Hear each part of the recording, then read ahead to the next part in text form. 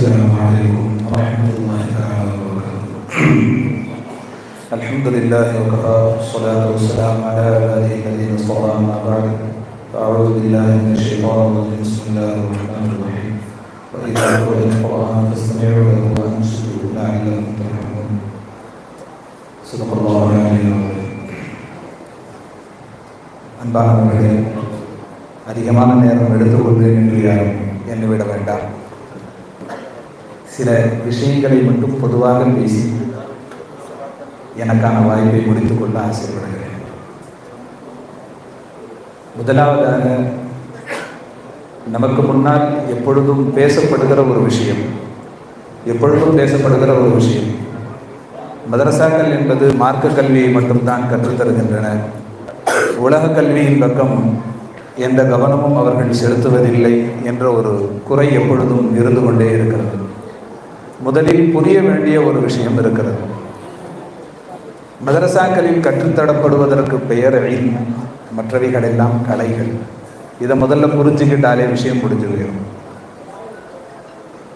உலக கல்வி என்று தனியாக பேசப்படுகிற அத்தனையும், எதுவெல்லாம் உலக கல்வி என்று பேசப்படுகிறதோ, நீங்கள் எல்கேஜி துவங்கி 12ஆம் வகுப்பு வரை முடித்ததற்கு பின்னால் கல்லூரிகளில் பெறுகிற பட்டங்கள் அனைத்தும் கலைகளாகத்தான் இருக்குமே தவிர்த்து அது கல்வி அல்ல.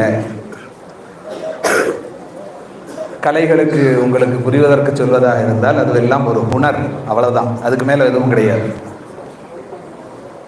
படிக்காத ஆள் சொல்லியிருந்தா நீங்கள் கேட்கலாம், என்னால் எவ்வளவு படிக்க முடியுமோ அவ்வளவும் படிச்சுட்டு சொல்கிறேன். அதுவெல்லாம் வெறும் கலைகள் மட்டும்தான், சம்பாதிப்பதற்கான வழிகள். அதிலிருந்து கிடைக்கக்கூடிய அத்தனையும் சம்பாதிப்பதற்கு மட்டுமே வழி சொல்லித்தரும், வாழ்வதற்கு எதுவும் வழி சொல்லித்தராது. உலக கல்வி என்று எதையெல்லாம் இன்று சொல்லப்படுகிறதோ அவை அத்தனையும் மதரசாக்களுக்கு உள்ளே கொண்டு வர வேண்டும் என்று பேசப்படுகிறதோ அத்தனையும் உலகத்தில் வாழ்வதற்கு சொல்லித்தராது, மார்க்கத்தின் அடிப்படையில் வாழ்வதற்கு சொல்லித்தராது. அத்தனையும் சம்பாதிப்பதற்கு, உலக ஆசைகளை பெற்றுக்கொள்வதற்கு என்ன வழி என்று வேண்டுமானாலும் சொல்லித்தரலாம். இதுதான் இருக்கிற விஷயம். அடுத்ததாக கவனிக்க வேண்டிய ஒரு விஷயம் இருக்கிறது. அல்லாஹ் தஆலா எல்லா விஷயத்தையும் பேசியிருக்கிற அல்லாஹ் இந்த கலைகளை பற்றியும் பேசியிருக்கிறார். குர்ஆனிலே எல்லாவற்றையும் பேசிக்கொண்டே வருகிற அல்லாஹ் கலைகளை பற்றியும் பேசுகிறார். கலைகளை பற்றி பேசுகிற இடத்தில் அல்லாஹ் சொல்வதெல்லாம் என்ன? உங்களுக்கு நான் அறிவு கொடுத்திருக்கிறேன், அதை கொண்டு சிந்தியுங்கள். உங்களுக்கு நான் சில விஷயங்களை தெளிவுபடுத்தி இருக்கிறேன், அதை கொண்டு புரிந்து கொள்ளுங்கள். புரிந்து கொள்வது, சிந்திப்பது, இந்த ரெண்டு மட்டும்தான். உலகத்தை சிந்திச்சு பார்த்து புரிஞ்சுக்கிட்டு எங்க போகணும், அடுத்த இடம் அல்ல. அதில் அதுக்கு தான் சொன்னா, நான் இந்த குர்ஆனை கொடுத்திருப்பதே உங்களுக்கு அல்லாஹ்வின் அச்சத்திற்காக. ذَلِكَ الْكِتَابُ لَا رَيْبَ فِيهِ هُدًى لِلْمُتَّقِينَ. முதல்ல நீங்க சிந்திக்கணும், புரியணும். சிந்தித்து புரிந்து விட்டால் இது பொய்யானது என்று தெரியாது. இது பொய் அப்படின்னு நீங்க நம்ப முடியாது, உண்மைன்னு தான் நம்பணும். லா ரைப ஃபீஹி, இதுல எந்த சந்தேகமும் இருக்காது. பொய்யின்லாம் நீங்க நம்ப முடியாது, உண்மைன்னு தான் நம்பணும். அப்பதான் உங்களுடைய சிந்தனை சரியாக இருக்கிறது, நீங்கள் புரிந்தது சரியாக இருக்கிறது. இந்த ரெண்டும் சரியா ஆனாதான் இந்த கிதாபு ஹுதல் லில் முத்தகீன், அடுத்த வழி எங்கே கொண்டு போய் உங்களை சேர்க்கும்? அல்லாஹ்வின் அச்சத்திற்கு கொண்டு போய் சேர்க்கும், தக்வாவுக்கு கொண்டு போய் சேர்க்கும். அப்பதான் உங்களுக்கு நேர்வழி கிடைக்கும். இது புரிய வேண்டிய அடுத்த விஷயம். நீங்க அடுத்த ஒரு விஷயத்திற்கு எல்லாம் யோசிக்கலாம். மதரசாக்களில் கற்றுத்தரப்படுகிற கல்வி, இதுதான் கல்வி என்று பேசுகிறோம். அப்படின்னா உலகத்தில் இருக்கக்கூடிய அத்தனையும் நமக்கு உலகத்தில் வாழ்வதற்கு, சம்பாதிப்பதற்கு, உலக ஆசைகளை தீர்த்து கொள்வதற்கு தருகிற வழிகள் என்று புரிந்து கொள்கிறோம். இப்போ நம்ம புரிஞ்சு கொள்ற இன்னொரு விஷயம் என்ன அப்படின்னா, உலக கல்வியை மட்டுமே நோக்கமாக வைத்துக் கொண்டால் நமக்கு கிடைக்க போவது உலக ஆசைகள் மட்டுமே மீதமாக இருக்கும். வேற எதுவுமே ஞாபகத்துக்கு வராது. உலக ஆசைகள் ஏற்பட்டு விட்டால் நேர்வழி காட்டுகிற குர்ஆனும் தவறாக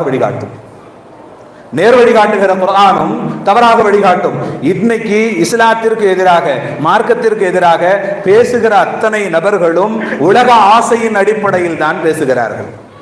எனக்கு உலகத்தில் இது கிடைத்து விடுமா, இதிலிருந்து அதை நான் அடைந்து கொள்ள முடியுமா, அங்கிருந்து ஏதாவது ஒன்று கிடைக்குமா, உலகத்தில் எனக்கு என்ன லாபம், இஸ்லாத்தை அடிப்பதால் உலகத்தில் எனக்கு என்ன லாபம், இது மட்டும்தான் இன்று யோசிக்கப்படுகிற ஒரு விஷயம். முஸ்லிம்களை கருவறுப்பதற்காக மொத்த உலகத்திலும் இதை பேசப்படும். இதுதான் இதுல இருக்கிற விஷயம். கடைசியாக வந்த விஷயம் என்ன தெரியுமா? குர்ஆன் அடிப்படை கல்வி என்பது குர்ஆனை முழுமையாக மனனம் செய்வது என்ற இடத்தில். அல்லாஹ் தஆலா அதிலே சொல்லுகிற ஒரு வார்த்தை இப்படி இருக்கிறது, இதா குரிஅல் குர்ஆனு ஃபஸ்தமிஉ லஹு வஅன்சிது. குர்ஆன் ஓதப்பட்டால் அப்படின்னா என்னன்னா, ஓதுறவங்களும் அதுதான், கேட்குறவங்களும் அதுதான்.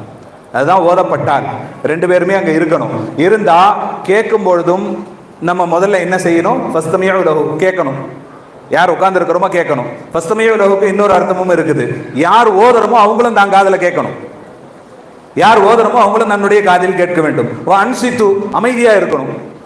அமைதியா இருக்கணும் என்னென்ன அர்த்தம் தெரியுமா? வாயை மூடணும். மனுஷனுக்கு வாய் தான் இருக்கிறதுலே மிகப்பெரிய சகுனி, எல்லாத்தையும் கெடுத்துரும். அது மட்டும்தான். வாயை மூடணும். மூடிட்டா அடுத்து அந்த இடத்துல எங்க தெரியுமா வரும்? ரசூலுல்லாஹி ஸல்லல்லாஹு அலைஹி வஸல்லம் அவர்கள் ஒரு வார்த்தை சொல்லி இருப்பார்கள், நோன்பும் குர்ஆனும் மனிதனுக்காக கியாமத்தில் சிஃபாத்து செய்யும். சிபாரிசு செய்யும் அல்லவா? அந்த சிபாரிசு செய்யும் பொழுது நோன்பும் குர்ஆனும் சொல்லுகிற காரணங்கள் இரண்டு.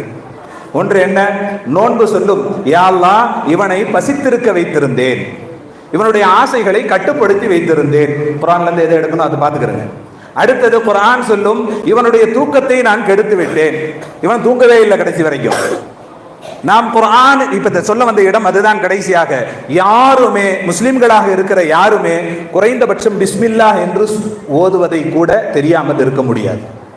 பிஸ்மில்லாஹிர் ரஹ்மானிர் ரஹீம் என்பதை ஓத தெரிந்திருக்கும் அல்லவா? அதுவும் குர்ஆனின் ஒரு ஆயத்து. யாருடைய உள்ளத்தில் ஒரே ஒரு ஆயத்து இருக்குமோ அவருடைய தூக்கம் கெட்டுவிட வேண்டும், உலகத்தின் ஆசை திறந்து விட வேண்டும். நடக்குதா?